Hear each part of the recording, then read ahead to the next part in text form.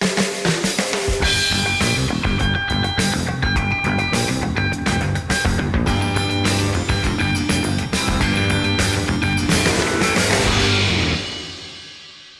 and welcome to the Debrief. This is your weekly check-in of everything that's happening in public policy and politics in North Carolina. I'm Donna King.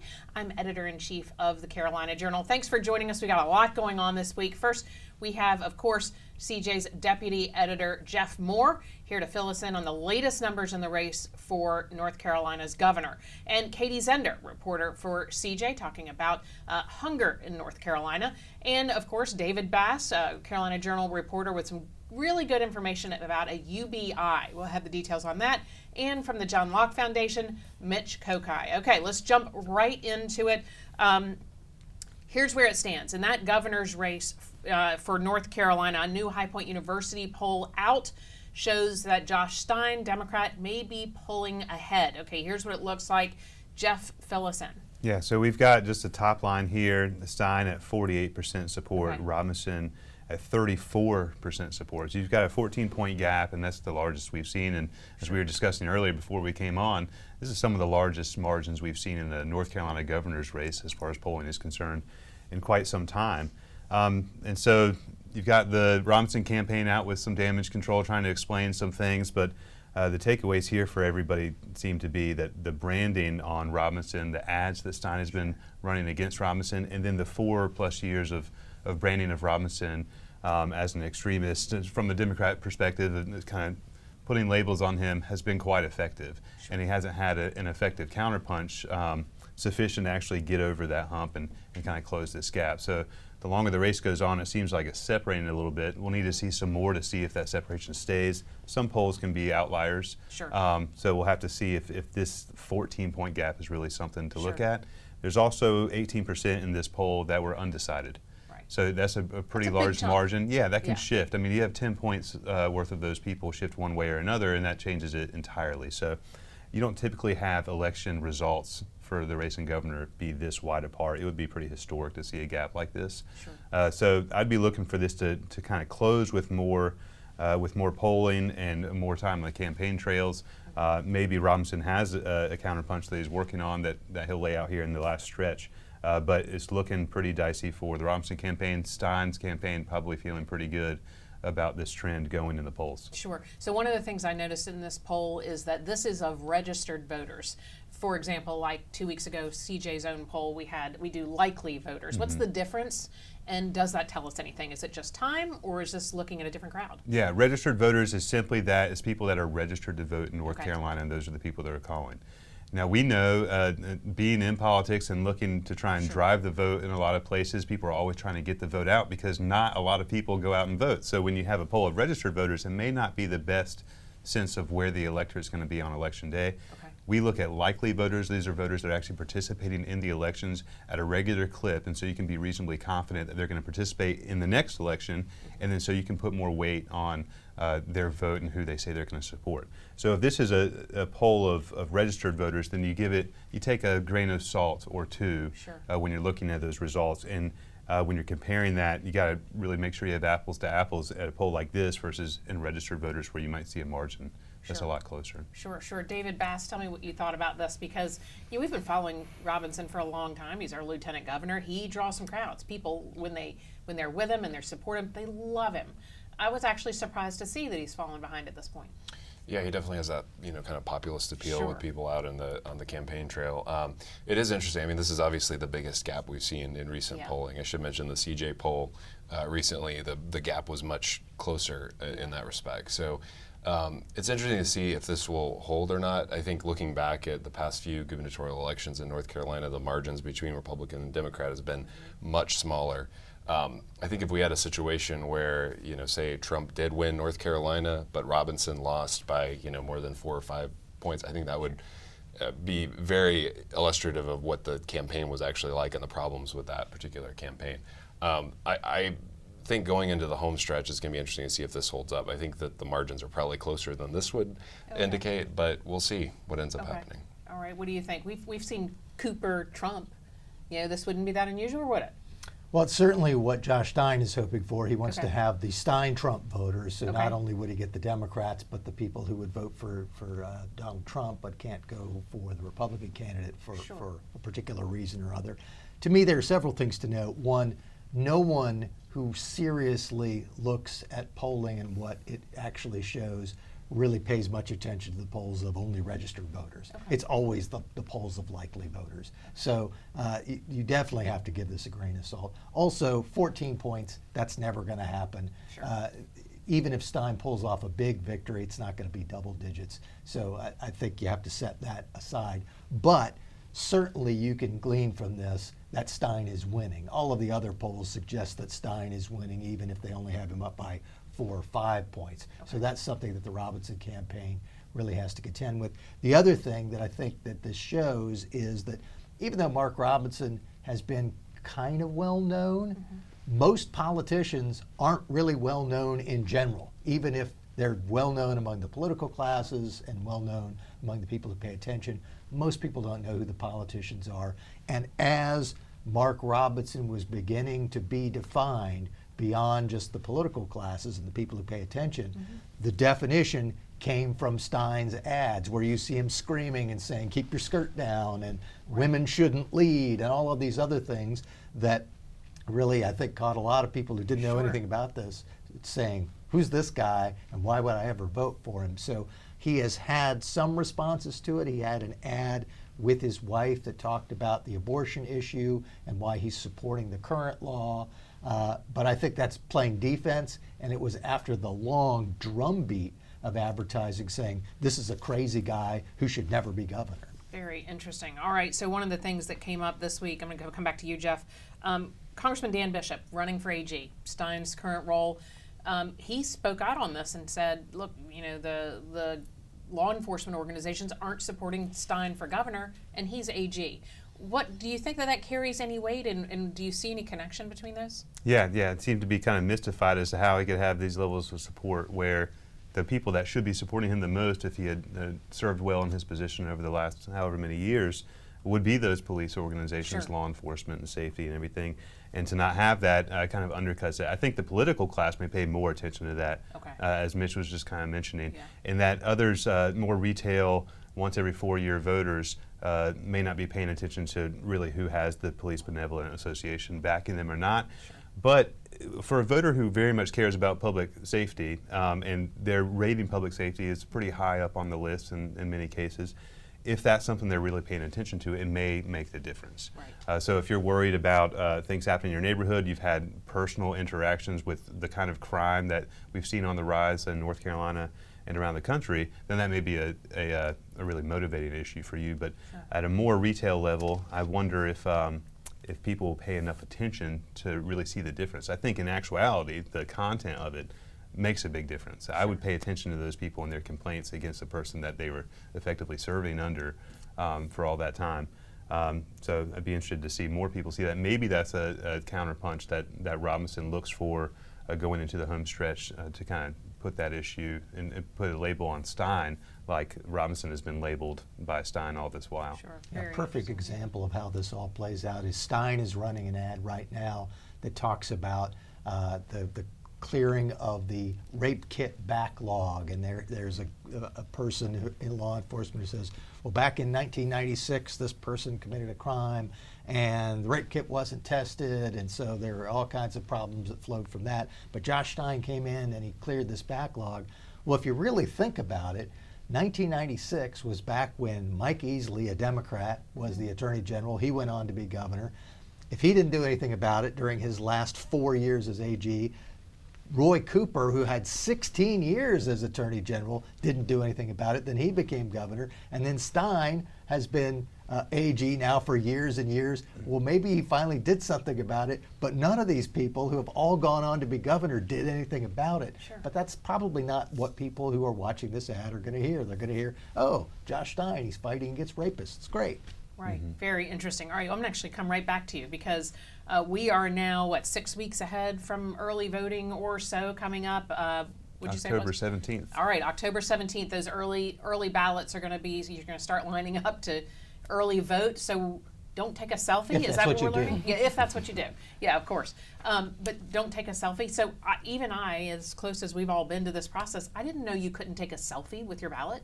Yeah, it's against the law, and it's against the law in a minority, but not just North Carolina, a minority of states, 14 states. And the reason that this has come to light is that a Libertarian voter who is also a candidate for state senate, she voted in the Libertarian primary in March, took a selfie with her ballot right up next to her face, put it on social media, and she got a letter from the State Board of Elections saying, take the post down, you can't do it, that's against the law.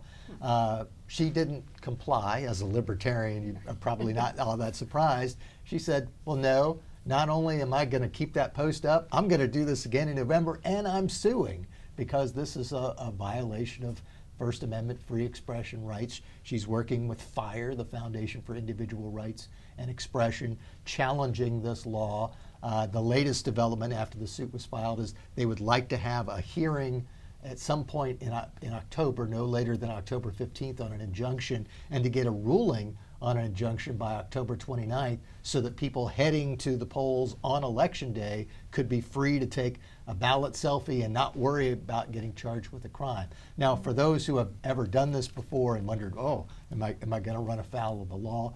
I think this is also a case where it only comes to pass if someone publicizes this. Like if you take a picture of your ballot, probably not going to have anything happen to you. But in this case, she put it on social media, which draws attention to it. And as a candidate, would probably draw even more attention. That's why the State Board of Elections got involved. But it will be interesting to see whether this is the type of case that will throw out North Carolina's law. As I said, about a third of the states have this as a law. And one of the reasons that was interesting in looking into this about why this was the law, some people have said that a factor in why it's against the law is they didn't want people to have to be able to take pictures of their ballot as part of some sort of vote buying scheme. Like if someone is trying to pay you to vote a particular way and they need proof, and so you take a photo of your ballot. So, but still, I think a lot of other folks would say, well, you know, this is, you voted it. If you want people to know how you vote, that's fine. Most people like to have a secret ballot, but some people want to share however they Sure. Very interesting. What are your thoughts on it, David? It's interesting. Just I was thinking about, you know, in my view, the fewer selfies, the better. Yeah. We've had so many this proliferation of it, but It's it such is a habit interesting. for It's all of us. right. It's one of those things. I had no idea that it was an issue. What I enjoy doing going to the polls is taking my 3 kids with me. So I'm glad that's okay. You know, you can take them and say, "This is how you fill it out." That's what you should be doing. That's good. Yeah, absolutely. So, and I've always thought, you know, you just have the little "I voted" sticker. You take a little selfie with that. But knowing that that's the case, it is a very interesting question with these states and whether you know, it would be reversed or the reasoning behind it, I think, is particularly interesting. Right. Now, Katie, this will be your first election in North Carolina, In North Carolina, yes. All right, tell me what your thoughts are about the process. Does it surprise you? Where did you move from? And tell me what you think. Yeah, so previously I lived in Ohio, so yeah, this never even occurred to me of the thought of like taking a selfie with your ballot. Right. Like, I don't know why you would want to do that, but if you do want to do that, like they give you the little sticker after you vote that people post that all over social media to remind people to vote. So yeah, it's a particularly interesting process.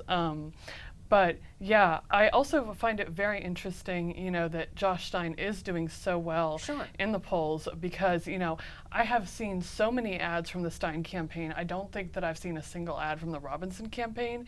Most of the Stein ads that I've seen are going after Mark Robinson, especially in terms of the abortion ban. So women are doing particularly well with Stein. So That is I found that interesting as well. That is. We're definitely going to be watching that pretty closely. What do you bring the girls to the polls with you? Yeah, I have, and I'm not a frequent selfie taker, but nothing has made me want to take a selfie more than someone saying you're not allowed to do that. Right. That and checks so out. this year may be the first Velfie for me, a voting selfie. So yeah, but I think it's Let's an hope that interesting. doesn't catch on. Yeah, it's an interesting idea about the free expression. I can see where this would factor into vote buying schemes. And these laws were probably passed before the advent of social media and thinking that, like, well, people would just want to share. And so you kind of scratch your head, like, well, why isn't it okay? I had some thoughts about when they, like, exit polling and when they release results, and there's some reticence to release results early because they're worried about shaping, like, all the people still waiting in line, right? But the selfies in the voting booth aren't going to be in such numbers that would really do anything like that. So Yeah, so I'm rooting for fire here as far as getting the selfie ban removed from the voting booth. Sure. All right. One other thing that's probably worth noting on this is a Libertarian candidate in a state Senate race that could be very close. Oh, wow. Oh. So Senator Lisa Grafstein is the incumbent, but it's basically not her district that she ran in before. The districts were redrawn and she moved to a new place so she could run for Senate again. She's a Democrat. Republican challenger is Scott Lasseter, who won an interesting primary. And is then, this the Scott Lasseter? yeah, same Scott Lasseter. And then Susan Hogarth is the Libertarian who's involved in this. And so it will be interesting to see whether people hear about this story and go, oh, I remember her, and then cast a ballot for her, which could affect what otherwise would be a very close race between the Republican and the Democrat in a race that either party could win. This is not a heavily Democratic or heavily Republican district. It could be won by either side, and Susan Hogarth could end up being an interesting Libertarian spoiler. Interesting. It's a little earned media for her. Yes. Maybe it's working both ways. All right, well, let's go on. I want to talk about universal basic income. If you don't know what this is, it is a policy that says, okay, all citizens get a floor. They get a set amount of money from the government as an income, whether they work or do anything or not. So, yeah, it's kind of controversial, right? We've heard a little bit about it. But there's a new study out that David Bass has a great story on CarolinaJournal.com. So go take a look. And it challenges this sort of controversial concept. It says maybe it's not going to benefit society to have this floor, this basic amount of income. Tell me what you found out. Yeah, a big question with the universal basic income, of course, is what impact it They call it actually UBI, has. right? UBI, Yeah. right? Okay. Yeah. So there was this new research study that came out from the National Bureau of Economic Research, and they took about 1,000 individuals and they gave them $1,000 a month. Okay. Were these Americans? Yes. This is a popular thing overseas. Yeah. Yeah, like lower income, kind of lower middle income, a lot of younger folks, kind of middle-aged folks, so like working, kind of a working population. And then they took another segment of about 2,000 people who were getting $50 a month. So to kind of see how the $1,000 versus the 50 ended up. So the individuals who were receiving the $1,000 a month, their labor force participation, not surprisingly, went down. It went down by about 2%. The number of hours worked per week was down about like 1.3 to 1.4 hours per week. So it's really not surprising to see that if you're getting a floor of new income. In a lot of these cases, I think that the $1,000 a month over the course of a year actually ended up being about 40% of their income. So you think if you're getting a 40% raise, essentially, how is that going to, for not working any extra, how is that going to impact how you actually work? The one very interesting part of the study that I found, though, was, so with this extra time, how is it used? It could be used maybe for furthering education or even for other responsibilities like caregiving responsibilities, things that are important.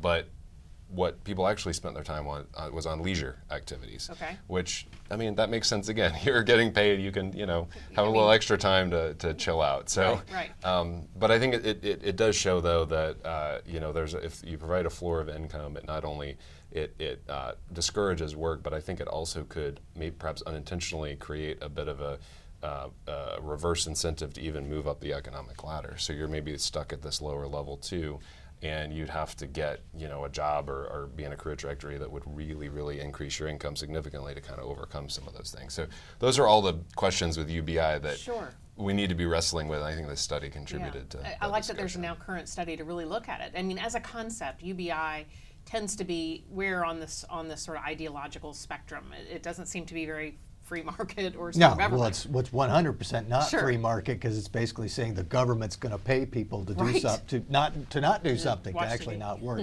But the idea, you can understand why people would say there ought to be a floor, that people should not fall below a certain standard of living. I mean, that's the idea behind almost all these government programs. It was the idea behind Social Security. It's the idea behind Medicare, all of the entitlement programs. The idea is, we as a society, with all of the resources that we have, shouldn't let people fall below a certain threshold.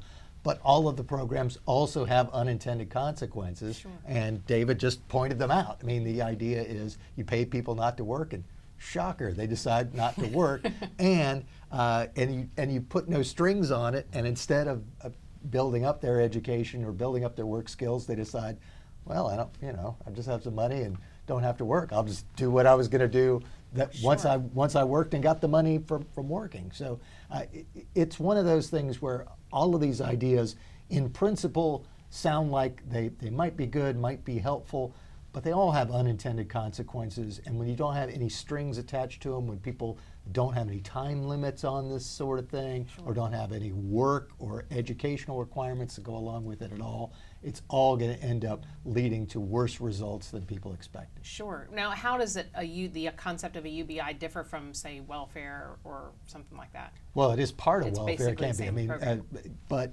in a lot of other welfare programs, especially the ones that tend to work a little bit better, there are some sort of requirements that go along Sure. with them. I Have mean, to that's be looking for a job. Or, right. You have to be looking for a job, some sort of, or educational requirements, something that's going to actually get you out of the hole of government dependency.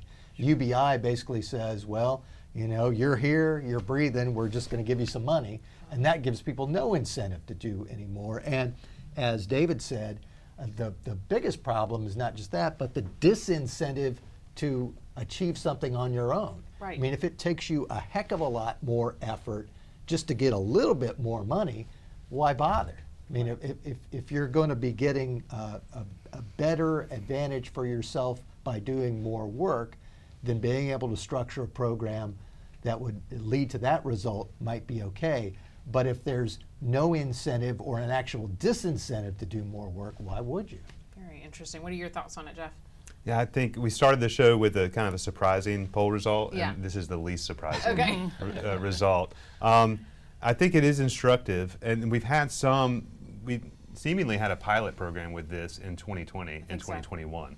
When they started mailing out the checks and American Rescue Plan? yeah, so you have $1,000, $1,200. I think it was a gradient as far as how much money you could receive, but they were just mailing people checks for living and breathing. And that was at a scale much beyond the 1,000 or 3,000 individuals they have here. So we see some economic effects too, not just the individual behavior tendencies that they'll have, but what may happen to an economy. And it turns out when you flush an economy with trillions of dollars, and a lot of that money just goes straight into the accounts of people for doing nothing, they spend it, and it drives a lot of inflation. Sure. So the 1,000 or 3,000, 5,000, maybe some people garnered about $10,000, $12,000 of just free money during that process. And it was hard to get people to go back to work. Yeah, exactly. And so then they don't have a lot of incentive to do that. They're pretty flush, and it feels pretty good until the inflation starts kicking in, and it probably doesn't take very long for the increased prices on everything, the cost of living, to actually soak up all that free money you got and move back. So this, as an individual one-off study showing that people that are just given money tend to work less and spend more time doing leisurely things, is not surprising at all. It supports kind of human nature as we know it, and definitely doesn't support kind of a strong and prosperous economy where people can actually be productive. Sure. And after all, the money is coming from somewhere, Yeah. and it's coming from those productive people.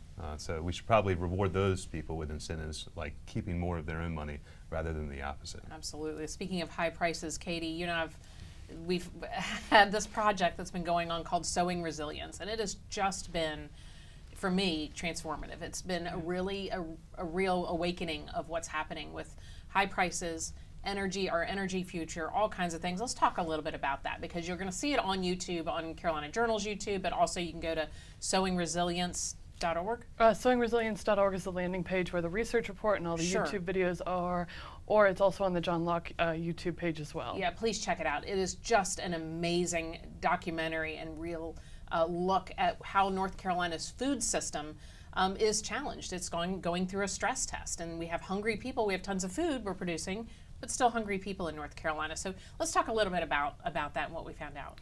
Right, so this week we had Sowing Resilience Chapter 3 come out, and in this chapter, in Chapters 1 and 2, we really spoke with farmers and got their perspective on food insecurity. In Chapter 3, we got to go down to the General Assembly and speak with lawmakers and really get their take on what's going on with food insecurity in North Carolina. So Representative Jimmy Dixon, we asked these lawmakers, you know, are you concerned with food insecurity and what are your concerns? So Representative Dixon really figured, I'm paraphrasing a little bit, but this quote is basically verbatim, tyrannical control of food and water, and especially the water that we use to grow these crops. And he's afraid that this is going to be used as a means of blackmailing the citizens. And then Representative... That's strong words. Yeah, yes, exactly. Sure. Yeah, and I really didn't change his words that much at all. Like, those are the words he used. Tyrannical control and blackmail were the words that he used. You can see it in the documentary. But yeah, and then Representative Zenger, Jeff Zenger, spoke about there is a tremendous amount of food insecurity right now, but he doesn't feel like there's a lot of attention being paid to it. And he spoke about, when he was growing up, his family experienced, we have to make decisions about what we're going to pay for. Are we going to pay for food? Or are we going to pay this bill? And we're seeing that again in North Carolina right now. Back in May, the John Locke Foundation polled 800 North Carolinians. 22.9% have said that they have had to make a choice between paying for groceries or paying another large bill like rent, utilities, what have you. And then Professor Jeffrey Dorfman, who's a professor of agriculture and economics at NC State and a former state economist for the state of Georgia, spoke about how the cheapest food is typically the least nutritious food. So in Europe, they tend to eat a healthier diet, but it's a much more expensive diet. In the United States, we're really good at mass producing calories. So we have these very calorie dense processed foods, but they're empty calories and they're not nutrient dense. And so in a food desert, which we talked about last week, we talked about, what is a food desert, what defines a food desert. You might have one grocery store, or you might have a store such as a Dollar General, where you're going to be getting a lot of these processed foods, but they're not nutrient dense foods, they're calorie dense foods. Now we are seeing in some like dollar stores and stuff like that, they're starting to have very small like produce sections, but they're very limited. And then we talked about energy costs and how these energy costs really play in to driving up food prices. So, Representative Zenger talked about how energy costs have gone through the roof, which affects, food production, water, fertilizer, transportation, processing, all these things that are used in processing our food, getting the food to the grocery store shelves. And people don't realize how big a role energy plays in processing food and getting it on the grocery store shelves. And so Representative Zenger talked about how it's really bad energy policy that is causing, the skyrocketing of grocery store prices. And then Dr. Dorfman also talked about this as well, and we talked about farmland costs. Farmland costs have gone up for a couple of reasons. This land is valuable as farmland, but it's also valuable as the site for future housing. So North Carolina has lost 100,000 acres of farmland since 2018 because, we're losing farmland to urban sprawl. And then, Representative Zenger also talked about how land prices are going up because so many people are moving to North Carolina. In 2023, there was a study that showed North Carolina is the #4 state in the nation for inbound migration. And then in, I believe it was fiscal year 2023, almost 100,000 people moved to North Carolina. And this is a quote from Representative Zenger. It's one of my favorite quotes. It says, "Bad policy across the country has created the largest migration I think we have ever seen in our nation." And so he said, we've got some pretty good policies here in North Carolina, and so people are voting with their feet, and they're coming here to North Carolina because of the policies that we have. And then the last thing we talked about was the regulatory sandbox, which is kind of the whole idea behind this project is applying the regulatory sandbox to agriculture. So Representative Dixon says, I'm not anti-regulation, I am pro-proper regulation. And so one of the concerns that he expressed was really a lust for profit can be a pitfall that we have seen in some of these other industries. And so we need proper regulation, but everyone in the space needs to be adhering to the same guidelines and the same regulations. And then we need people who understand the industry at the table. This is something that Representative Zenger really talked about, is that people want to create policy, but they may not understand the industry that they're working in. So we need people, farmers, food directors of food banks. We need these people at the table helping to create policy, advising our lawmakers on what kind of policy is actually going to be effective. And then Senator Lisa Barnes, she said the fewer regulations and bureaucracy that we can have will benefit everyone and will reduce costs. Great. All right. So if you want to find a lot more about this, there's so much good detail in this report out from the John Locke Foundation with some legislative and and policy suggestions that we have. So make sure you check out sowingresilience.org. You can see the parts of the documentary. Is this the last installment of this? So the last installment is going to be coming out next week. Okay. It's the 4th and final installment. And yeah. So you can see 1 through 3 now. Yes. And the report is available. So if this is a topic that interests you, and to me, really anybody who buys groceries, this is really important to be talking about this and what energy means in North Carolina and why our grocery prices are so high. Lots of detail in that. Make sure you check it out at sowingresilience.org. All right, heading into the Labor Day weekend, Flagstock. Anyone going to Flagstock? We've got some reporters going. I'm a little bit jealous. All right, yeah. tell us what Flagstock is. So Flagstock is the charity kind of concert set up to celebrate the frat bros that held up the American flag bros. On the campus of UNC when it was being torn down by pro-Palestinian, anti-Israel agitators. Sure. As we were having those things. So you had some celebrities notice this. A lot of people say, hey, we should throw a party for these people. They Yeah. started a GoFundMe. They raised about $500,000. They got some country. That is a rager. It's a huge party fund right there. So they got some big time country music stars. John Rich of Big and Rich, the group. He's going to said, I'll do a free concert for you. They got Lee Greenwood. They got a couple other people. They organized this. It's at an undisclosed location. Because they're worried that it being swamped, one with protesters, but really everybody in North Carolina might want to be at this party. Yeah. So I think they're about have 7,000 tickets overall, about 3,000 students. They've invited all of the associated Greek institutions there at UNC. They're giving, I think, more than $100,000 of this, maybe more than half of the actual fund, to charitable causes. Okay. And they're only using a bit. They're not going to buy $500,000 of kegs. But I think this is going to be one for the ages for sure. They'll talk about this for a long time. Absolutely. All right, we're going to talk about it again next week, and make sure you check out carolinajournal.com. We're going to see if we can round up some video and some pictures of all the festivities. Not all the festivities. Maybe not I all the hope. festivities. We're going to carefully paw through it. Maybe we have to go ourselves, make sure everything's under control. All right, great. Thanks so much for joining us on the Debrief. We'll see you next week.